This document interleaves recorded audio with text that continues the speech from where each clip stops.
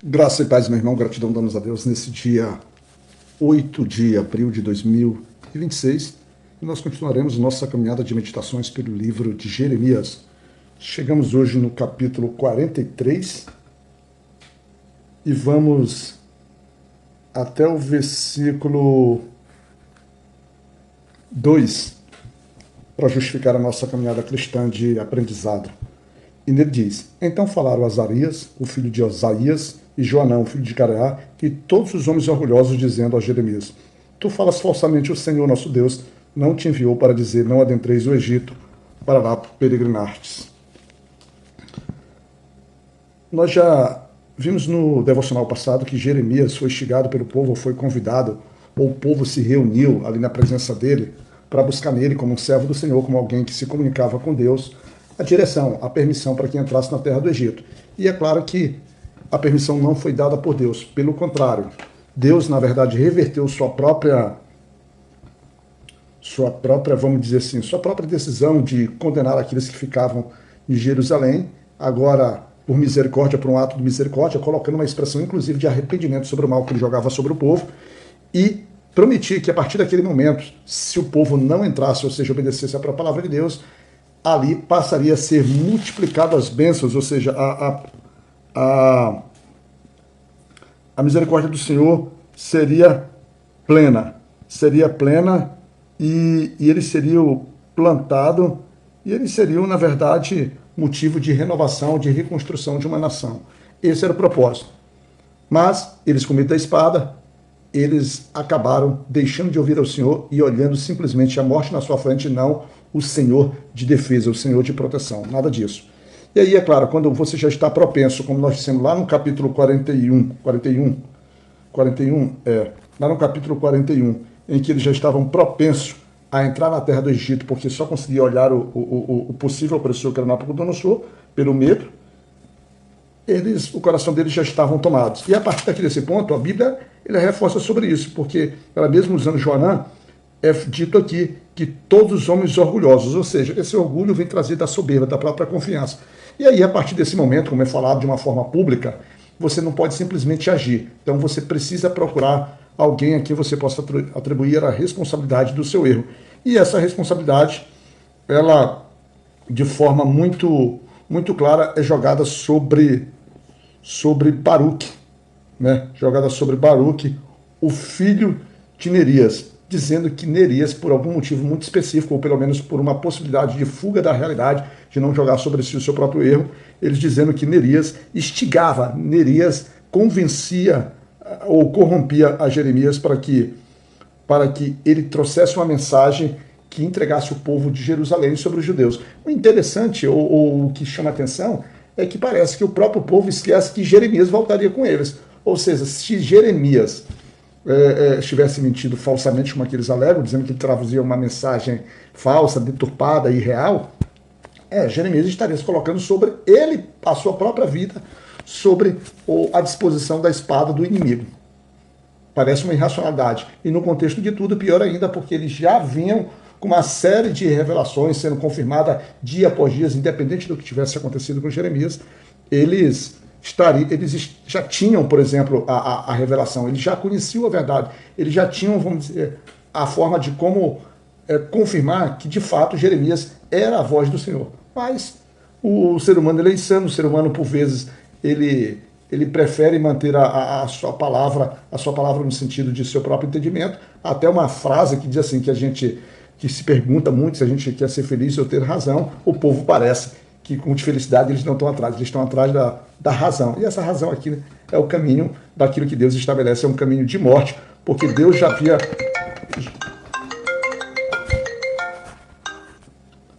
estabelecido que aquele povo, se entrasse na terra do Egito, ele seria abominação, assombro, maldição e uma desonra.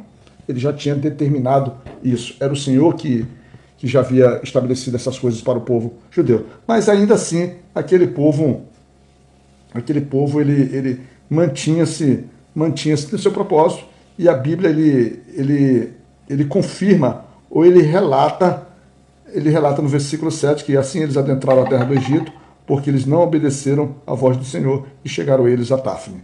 A partir então do momento que eles avançam e a desobediência está clara, e com isso, Jeremias é forçado a entrar com esse povo, trazido aqui na Bíblia, tanto Jeremias quanto esse dito homem que instigava a Jeremias a trazer uma mensagem falsa para o povo, que era Baruque.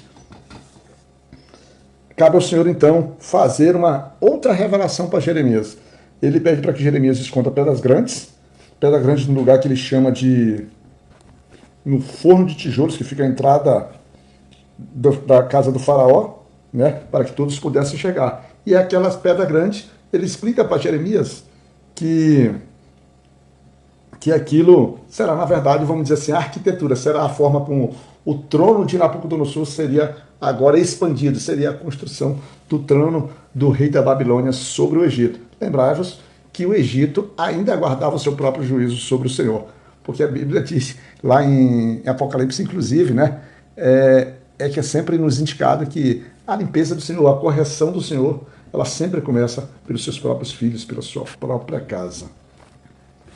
E essa simbologia o Senhor acaba, vamos dizer assim, retomando para Jeremias, para que informe o povo, né, que Nabucodonosor, ele por diversas vezes é tratado assim, ele é servo do Senhor, ele estenderá o seu pavilhão real sobre aquela nação, sobre aquela terra, e aí tudo aquilo que eles temiam, tudo aquilo que eles fugiam, o Senhor começa dizendo lá no versículo 11, diz assim: e quando ele chegar, ele afligirá a terra do Egito e entregará os que são para a morte, e os que são para o cativeiro, e os que são para a espada. Você vê que aqui duas vezes ele tem uma vamos dizer assim, separação de pessoas que vão para a morte, aqueles que são para a morte, e os que são para a espada, e muito provavelmente pouquíssimos estarão reservados para aquilo que nós chamamos de cativeiro.